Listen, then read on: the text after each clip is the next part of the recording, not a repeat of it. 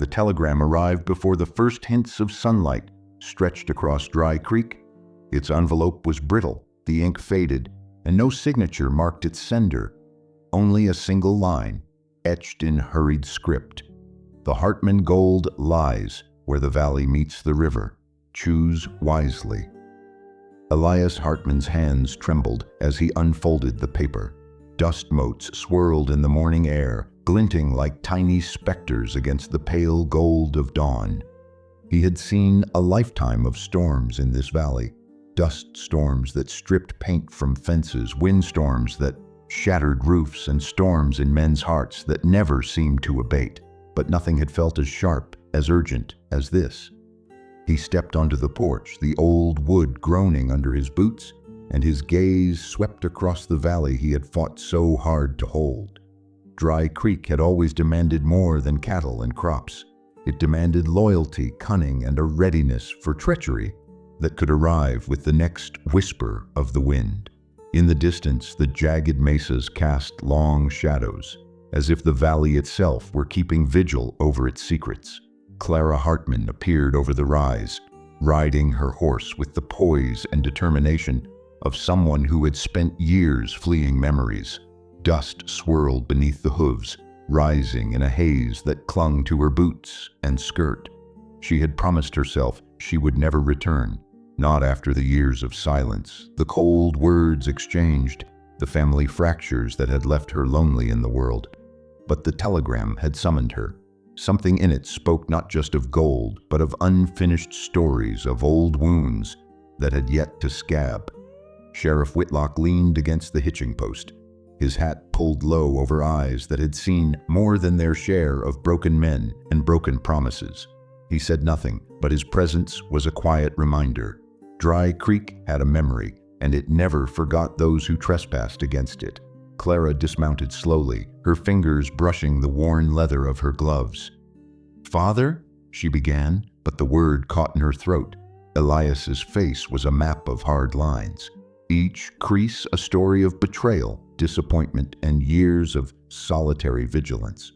He did not answer immediately. Instead, he held the telegram, reading it again as if hoping its words might rearrange themselves into something familiar, something safe.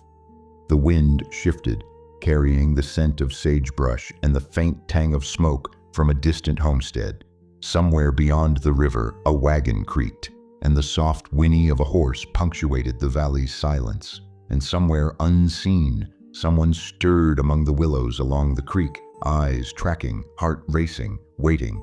Elias felt the old, familiar tightening of suspicion in his chest. He had buried more than gold in this valley. He had buried betrayal, anger, a brother who had once turned his back, and a secret that could burn two families to the ground. Clara's gaze lingered on him, the morning light catching the strands of her hair, casting them like a halo. Yet her heart ached with the knowledge that whatever awaited them in the valley would test every bond they had left. She swallowed hard, her hands gripping the reins. The valley seemed to hold its breath, waiting for a choice that had been set in motion long before either of them had been born. And in that quiet, a single thought took hold. Someone else knew. Someone had followed the scent of old gold and the peace of Dry Creek, already fragile after decades of grudges, was about to shatter. The wind whispered no answer, only dust and the promise of storms yet to come. Shadows over Dry Creek. The morning sun climbed higher, burning away the mist that had settled in the folds of Dry Creek, but it could not burn away the shadows that lingered over the Hartman homestead. Elias tucked the telegram into his coat pocket, his fingers brushing the worn leather as if holding onto courage itself. He turned toward the barn, where the smell of hay and horse sweat mingled thick and familiar. Every creak of the timber felt like a heartbeat, echoing the caution in his chest.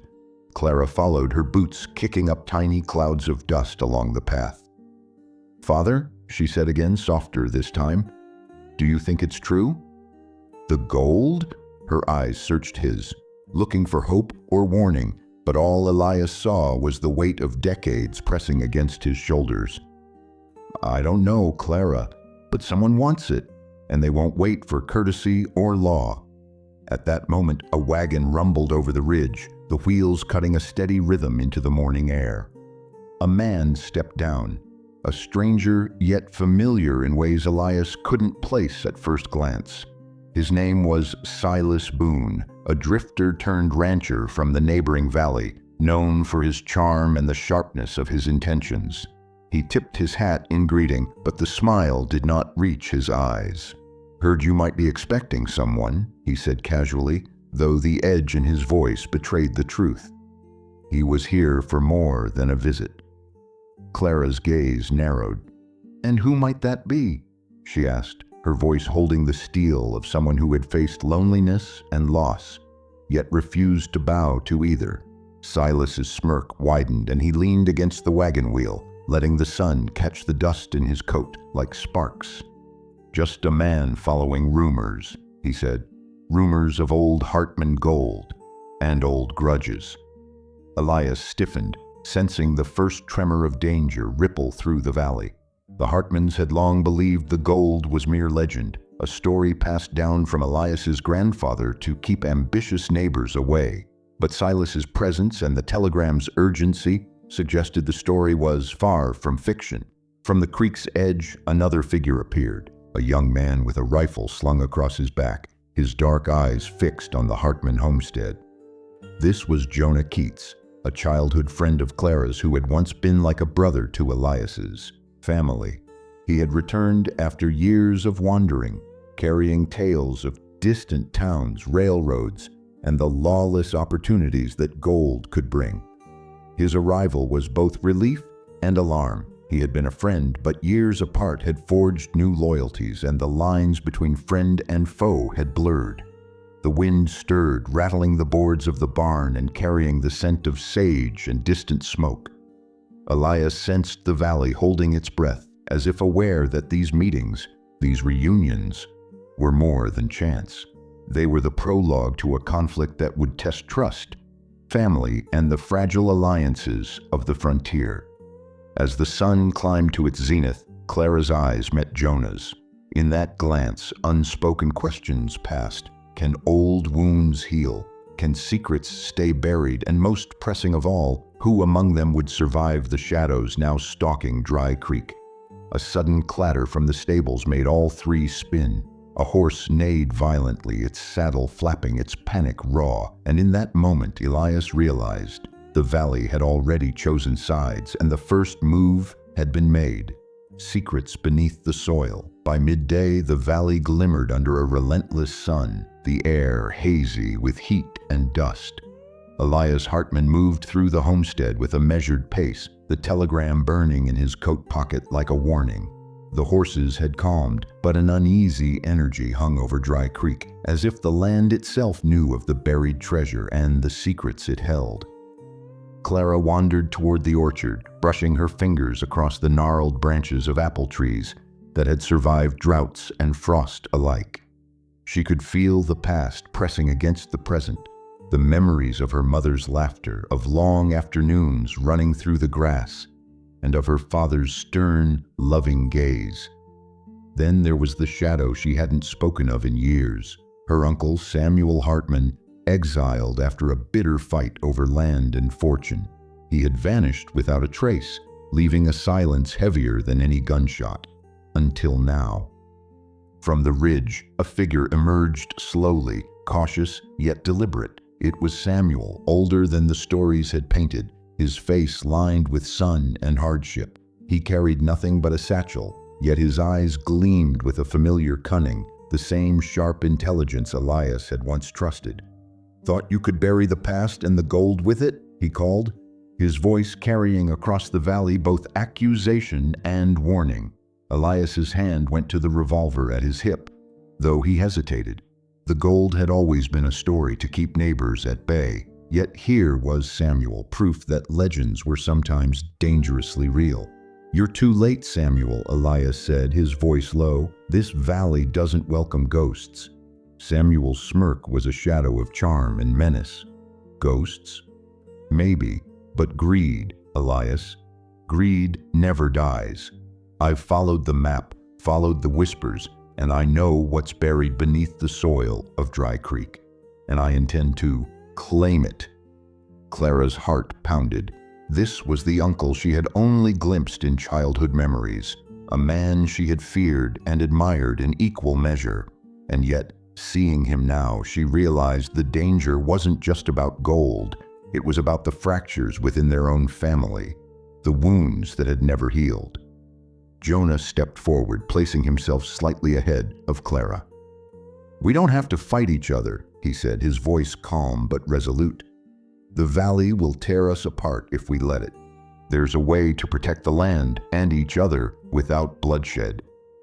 Samuel laughed, a short, bitter sound. "Protect? From whom, boy? The land doesn't care about bonds or promises. It only cares for those bold enough to claim it." The air trembled with tension. The sun struck the valley at a cruel angle, glinting off the metal of the guns, the dust rising like restless spirits. And then, as if punctuating the moment, a scream pierced the orchard. Clara spun, heart in her throat, to see a small hole in the earth where something had shifted, revealing the glint of gold, gold that had been buried for decades, hidden beneath the roots of an old oak. Elias felt the weight of history pressing down. The treasure was real, and with it came betrayal, temptation, and the knowledge that any choice made now could shatter every bond they had left. Samuel's eyes gleamed with triumph, Jonah's jaw tightened with resolve, and Clara's hands trembled with fear and hope intertwined. In that instant, the first unspoken truth revealed itself. The feud was no longer about survival or pride. It was about the heart of a family that had already begun to break. And as the wind stirred the valley, carrying the scent of sage and iron, Elias knew one thing for certain: nothing in Dry Creek would ever be the same. A dangerous alliance. The late afternoon sun draped Dry Creek in gold and shadow, turning the valley into a painting of tension and longing. Clara sat on the porch of the homestead, her fingers tracing the rim of a chipped teacup, though the tea had long since gone cold. Every nerve in her body thrummed with the knowledge that the past had returned, uninvited, and with it came the ghosts of her childhood, the ones she had tried so hard to forget. Jonah approached silently, his boots crunching on the dry soil, carrying the smell of gun oil and dust from the ridge. "You shouldn't be alone," he said, resting a hand on the railing beside her. His voice was low, but the worry in it rang true. "This isn't just about gold anymore. Samuel isn't coming to negotiate." Clara's eyes met his, searching for reassurance in a world that had suddenly become unpredictable. "I know," she whispered, "but there's something in me that can't run anymore. I need to see this through, even if it tears us apart." Jonah's jaw tightened. "We don't have to face this alone. Elias and I, we can work together. But you have to trust me." His gaze held hers, steady and urgent, as though the entire valley depended on that single act of faith. At that moment, a cloud of dust rose on the far ridge. Silas Boone emerged, his shadow stretching long across the valley floor. He carried a rifle casually, but the glint in his eyes suggested he had no intention of being just a bystander. "Seems the Hartmans are struggling to keep their secrets," he called, his voice carrying over the dry wind. "Mind if I offer assistance?" Elias stepped forward, revolver at his hip, voice sharp as he addressed the intruder. "We don't need your help, Boone. You'll find Dry Creek doesn't take kindly to outsiders meddling in family affairs." Silas's smirk widened. "Oh, I'm not meddling, I'm investing." He tipped his hat in mock civility, eyes flicking toward the hidden gleam beneath the oak. "Everyone wants a piece of history, don't they?" Gold changes hands faster than loyalty. The tension coiled tight, but Clara made a decision. Maybe we do need him," she said quietly, startling both Elias and Jonah. "If we're going to protect the treasure from falling into the wrong hands, we need an alliance, even if it's dangerous." Jonah's eyes widened. "Are you sure?" Clara nodded, though her stomach churned with unease. I don't trust him, but I trust us. And right now, that has to be enough. Elias let out a low sigh, knowing that family pride and past grudges had to bend, at least for the moment, to survival. Samuel's eyes narrowed from the ridge, as if he could sense the fragile truce forming below. He had anticipated isolation, confrontation, and even despair. But he had not counted on collaboration between those he sought to undermine. As the three, the Hartmans and Boone, stood together, the valley seemed to hold its breath. The wind rustled through the orchard, carrying the sharp scent of earth and promise. Clara glanced at Jonah, then at Elias, then at the outsider beside them, and realized that alliances were more perilous than any duel. And then, just as the sun began to dip behind the western hills, a distant gunshot shattered the stillness. A scream rose from the far edge of the orchard. Someone was moving too fast, someone had been watching, and in that instant Clara understood that trust, gold, and love were now tangled in ways that could not be undone. Shadows of betrayal. Night fell over Dry Creek like a velvet curtain, swallowing the valley in darkness and the muted cries of restless animals.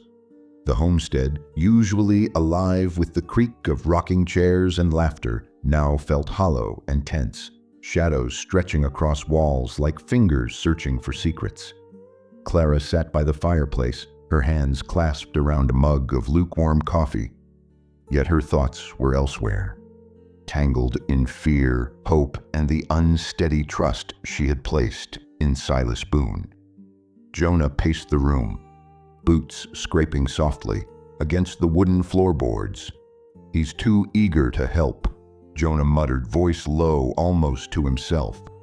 Boone doesn't do anything without a reason, and we don't know what that reason is.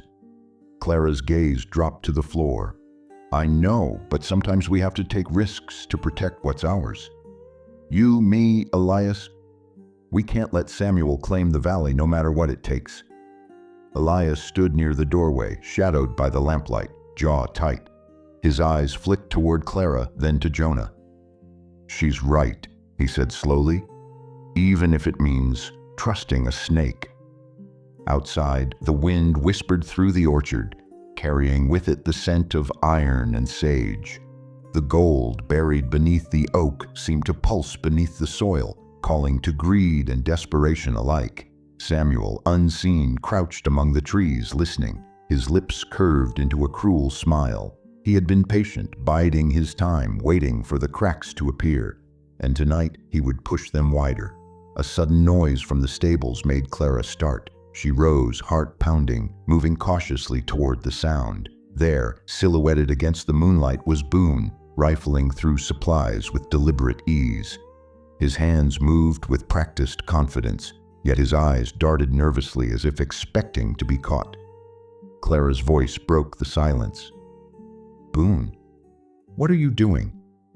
He froze, the light from the moon catching the glint of something in his coat pocket. Clara, he said, forcing calm into his tone, I'm just making sure nothing gets stolen. You have to understand, I don't trust anyone. Before she could respond, Jonah appeared behind her, face pale. Clara, he's taking one of the maps. Boone's hand tightened around the paper. I'm not your enemy, he said quickly, voice taut. I want the valley protected, but if Samuel finds the gold first. The room went still, tension thicker than the shadows themselves. Clara's mind raced. Trust had been a fragile bridge built in the darkness, and now Boone had shattered it, revealing the first true fracture among them. She realized with sinking dread that alliances could be as dangerous as enemies. Outside, Samuel watched, silent and triumphant, the first seed of betrayal planted perfectly. He knew that greed and fear would soon turn friend against friend. The wind carried a distant howl, like the valley itself mourning the innocents lost tonight. Clara clenched her fists, determination hardening like steel in her chest. The gold, the family, the love and hope she carried, everything depended on her choices now. and one question burned in her mind, sharper than any gun. Could she forgive betrayal when it came cloaked in the guise of loyalty? A single lantern flickered on the porch, casting the room in wavering light, and for a moment the valley seemed to hold its breath, waiting for the storm to break. Hearts entwined in fire. Dawn arrived slowly over Dry Creek, painting the valley in pale orange and soft pinks, as if the world itself were holding its breath. Clara walked along the ridge, the wind tugging at her hair, and the scent of wild sage and morning dust heavy in her lungs. The events of the previous night weighed on her like a lead cloak.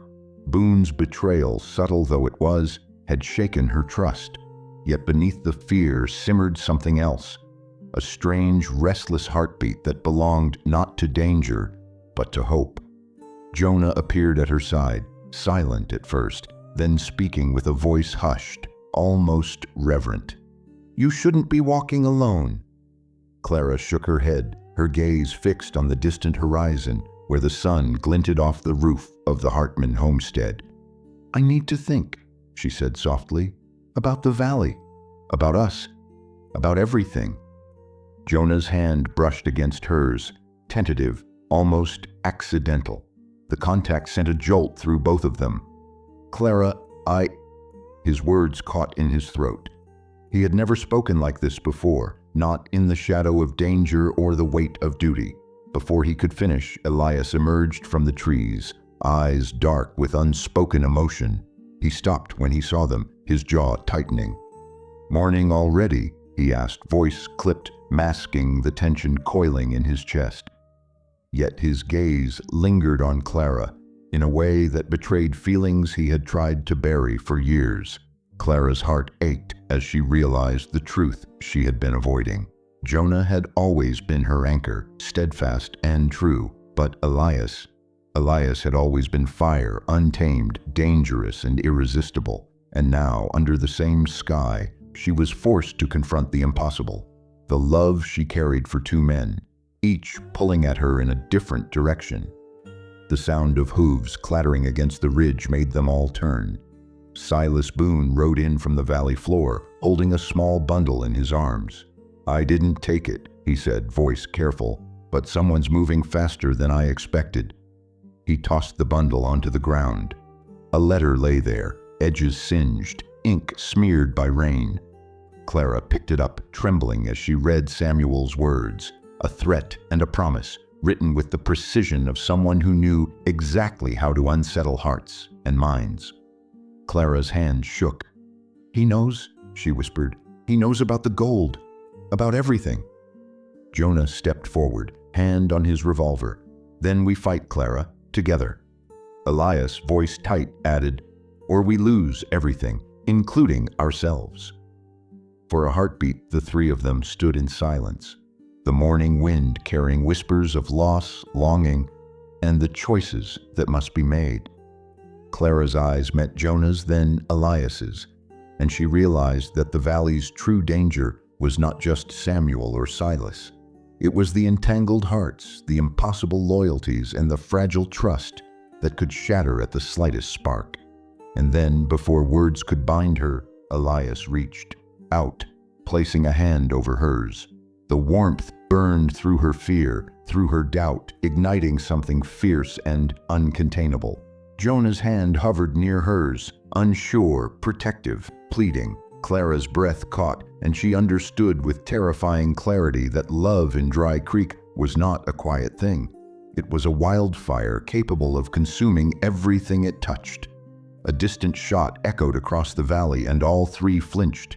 Danger and desire had collided, leaving them standing at the edge of a cliff, literal and metaphorical, where choices would define not just their hearts, but the fate of a family and a valley that had already been torn apart.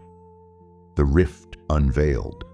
The afternoon sun beat down mercilessly on Dry Creek, baking the dusty streets and shimmering off the tin roofs of the few scattered homes. The town of Cedar Hollow, usually quiet except for the occasional creak of a wagon or the distant bark of a dog, now felt alive with a tense electricity. as if the very air knew that the fragile peace had shattered. Inside the Hartman barn, the trio gathered, the remnants of last night's confrontations heavy in their posture.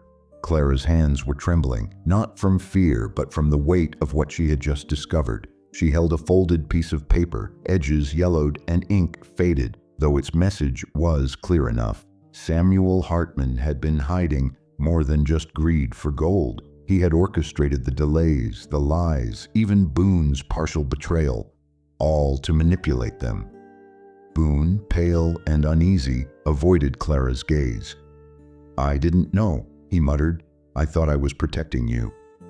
"You were protecting yourself," Jonah said sharply, stepping forward, eyes blazing. "We trusted you. We opened our home, our plans, and you were feeding the enemy." Clara shook her head, heartbreaking. "No," she whispered. "We've all been playing into his hands, in one way or another." Elias slammed a fist against a crate, the echo of wood on wood reverberating through the barn. "Enough! This valley isn't just about gold or revenge. It's about family, loyalty, and choices. And now?" His gaze hardened, sweeping over Boone, then Jonah, and finally Clara. "We all have to pay the price for the secrets we ignored." Outside, a dust cloud swirled along the ridge, signaling approaching riders. Samuel's men had come, moving faster than any of them expected. The distant clatter of hooves mixed with the harsh call of a hawk circling overhead. The sky above threatening rain, but delivering only heat and tension. Clara's stomach twisted as she realized the truth. The valley was no longer just a battleground for land or gold, but for hearts and loyalty. And in this fight, even the closest bonds could be weaponized. She looked at Jonah, eyes wide, searching for reassurance. He gave her a small nod, grim and silent. Elias's jaw tightened, shoulders squared, and his hand brushed against hers, a gesture of both comfort and unspoken desire. Then Boone stepped forward, voice strained. "There's a way to stop this," he said, gesturing toward the rear exit of the barn. "But it will mean revealing everything, every secret, every hidden truth." Clara swallowed hard. "Are you willing to risk it?" Boone's nod was slow, heavy with guilt and determination. "I have no choice, not anymore." A sudden gunshot cracked across the valley, sharp and cutting, as if the earth itself had cried out. The sound froze them all in place, hearts hammering against ribs like drums. It came from Samuel's direction, a warning, a promise, a reminder that betrayal carried consequences, and that secrets left unspoken could ignite violence in ways no one could control. Clara's eyes met Elias's, then Jonah's, and for the first time, she understood the valley's cruel truth. Trust could be as fleeting as a shadow under the sun, and when it breaks, it leaves nothing but a chasm. And in that chasm, the line between love, loyalty, and revenge blurred entirely, leaving only the question, who could be trusted when every heart carries its own secrets? Alliances in the shadows. The valley was swallowed by an eerie twilight, the kind where shadows stretch unnaturally long, and every sound, hoofbeats, creaking wagon wheels, distant calls of coyotes, felt amplified, carrying with it the weight of impending decisions. Clara crouched behind a low stone wall, the letter from Samuel still clutched in her hand, its edges torn from hurried reading. The words burned in her mind: betrayal, manipulation, and a promise of chaos. Jonah was at her side, eyes scanning the ridge with the precision of a hawk. His jaw was set, a quiet determination radiating from him, but even he could not hide the tension in his shoulders. "We can't fight them head on," he said, voice low, gravelly. "Not with Samuel's men so close. We need allies." Clara nodded, her mind racing. There was one person in the valley whose loyalty had always been unpredictable, whose knowledge of both the land and its people could turn the tide. Roscoe McAllister, the reclusive prospector who lived near the northern bluff. Rumors said he had once struck gold beyond imagination, though none had seen him with wealth, and many claimed he was simply mad. Elias appeared beside them, silently observing, his expression unreadable. "You think he'll help us?" he asked. His tone was cautious, but there was a spark of hope there, beneath the frustration and jealousy that had grown between him and Jonah. "We have no choice," Clara said, pushing herself upright. "If we want to protect the valley, protect each other. We find him, and we find him fast."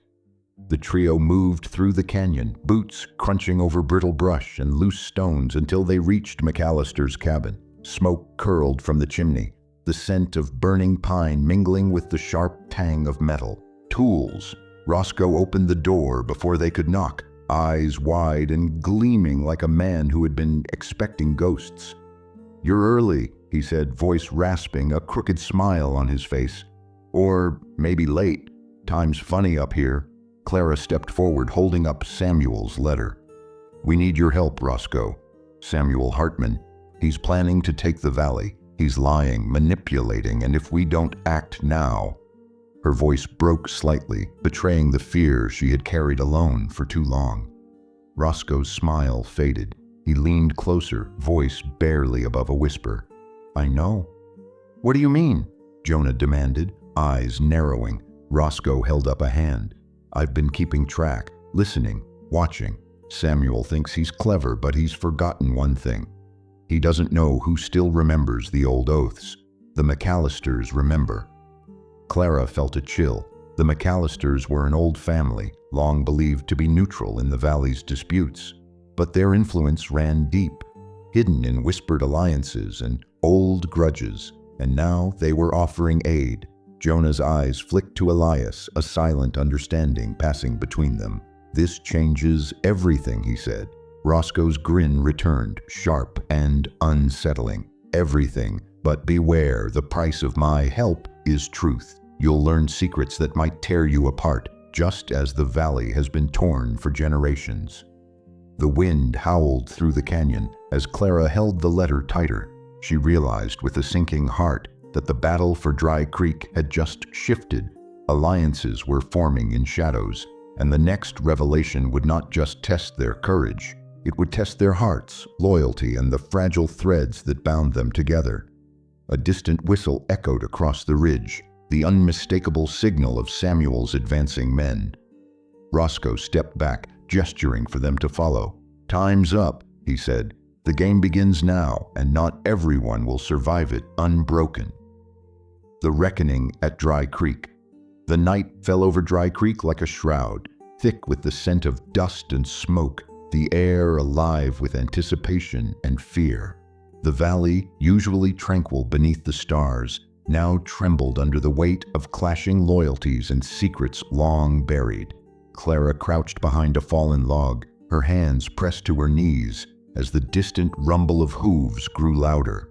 Her heart raced, echoing the thunder of approaching danger. Jonah and Elias flanked her, tense and alert, rifles in hand. Their breaths came in shallow bursts, mingling with the whistle of the wind and the distant hoot of an owl disturbed by the unrest. Every shadow seemed alive, every flicker of movement a potential threat. This was the moment they had been waiting for, the culmination of weeks of fear, betrayal, and whispered alliances. From the ridge, Samuel Hartman emerged with his men, their silhouettes sharp against the moonlit horizon. The gleam of his eyes reflected the gold they had all once sought, but now that gleam was twisted with greed, pride, and vengeance. Samuel had underestimated the valley's defenders, and he would soon learn that even the deepest treachery could not undo the bonds forged in fire. Roscoe stepped forward, standing beside Clara, his gaze steady and calculating. "Remember," he said in a low, gravelly voice, "the valley remembers the old ways. The gold is only the beginning. It's the choices that follow that decide who survives." The first shots rang out, sharp and startling in the night air, echoes bouncing off the ridges like angry spirits. Dust and sparks flew as men ducked, fired, and scrambled. Clara felt a searing pain in her side, not from a bullet, but from the raw fear and tension crushing her chest. She realized in that instant that this was no longer just about gold or revenge.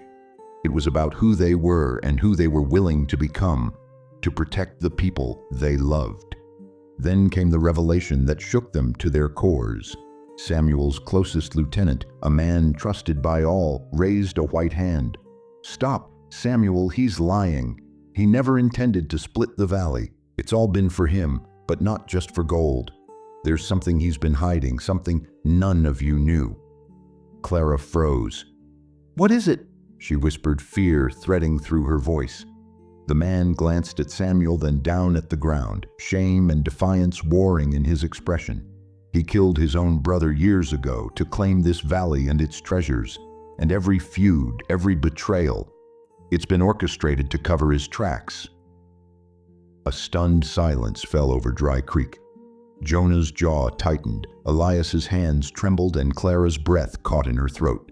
Samuel's face twisted in rage and desperation, but the damage was done.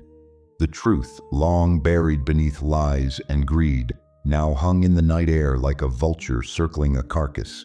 In the chaos that followed, alliances shifted, bullets missed, and hearts wavered between vengeance and mercy. Clara felt a hand brush hers. It was Elias, steady, grounding. Jonah nodded from across the field, a silent agreement passing between them. In that moment, they understood the valley's cruel lesson. Truth could wound, but it could also heal, if one had the courage to face it. As Samuel was finally restrained, the men's shouts fading into the distance, Clara looked up at the stars above Dry Creek. The valley was battered, hearts were scarred, but the ties that bound them, love, loyalty, and newfound trust, had survived. And in that survival, hope, fragile yet resilient, began to rise again. Ashes and new horizons. The first light of dawn painted Dry Creek in muted golds and soft ambers. The valley quiet except for the distant murmur of a creek and the lowing of cattle. The night's chaos had left its mark. Trampled earth, scattered belongings, and the heavy scent of smoke still lingering in the air, but the valley, like its people, had endured. Clara stood on the ridge, the wind tugging gently at her hair, her gaze sweeping over the landscape that had been both battleground and cradle of her heart. Jonah approached quietly, his boots crunching on the frost-tipped grass. His face was tired, eyes shadowed from sleepless nights and hard decisions, yet there was a calm in his presence, an assurance that spoke of lessons learned and loyalty tested. "We made it," he said softly, the weight of the valley's survival in his tone. "All of it, the lies, the fights, the betrayals, they're behind us now." Clara shook her head, a faint smile tugging at her lips. Are they really behind us, or just buried beneath the dust, waiting for another storm? She thought of Samuel Hartman, led away under guard, his empire of deceit crumbling. She thought of Elias standing off to the side, carrying both relief and lingering resentment in equal measure. And she thought of the valley itself, scarred but alive, a testament to endurance. Roscoe McAllister emerged from the shadows of the northern bluff, carrying a small wooden box. He handed it to Clara with a crooked smile. "Some things are meant to be remembered, not spent," he said. Inside were fragments of old letters, maps, and a small locket, relics of the generations who had shaped Dry Creek. "The gold may be gone, but the story, your story, remains. Guard it and honor it." Clara traced her fingers over the locket, a lump rising in her throat. She thought of the family feuds, the lost loves, the moments of fear and courage, and realized that the true treasure had never been silver or gold. It was the people, the choices, and the bonds that had endured against all odds. Elias stepped closer, his hand brushing hers lightly. "Do you think the valley can heal?" he asked, voice hesitant, vulnerable. Clara's eyes softened, and she looked across the ridge where the sun caught the morning mist, making the world shimmer as though forgiving itself. "It has to," she said. "Not because the wounds disappear, but because we choose to keep walking forward, together." Jonah finally joined them, the three of them forming a quiet triangle of survival and understanding. A hawk circled overhead, its cry echoing across the valley, a reminder of freedom and vigilance. and somewhere in the distance, the first train of the season rattled along the new tracks, a symbol of progress, of futures still unwritten. Clara tucked the box close to her chest and took a slow, steady breath. She knew the valley would never be the same, that scars and memories would linger, yet she felt a fragile hope blossoming, a hope born from loyalty tested, truths uncovered, and love found amid the ruins. As she turned back toward the ridge, the wind carrying the soft scent of pine and earth, she whispered more to herself than anyone else. We survived the storm, and now we write the next. The chapter. The camera would linger on her silhouette, the rising sun casting long shadows over the valley before fading to the glimmering morning, leaving Dry Creek bathed in quiet promise. In the end, the legacy of broken vows and buried gold was not the treasure or the feud. It was the resilience of hearts willing to forgive, to trust, and to love again.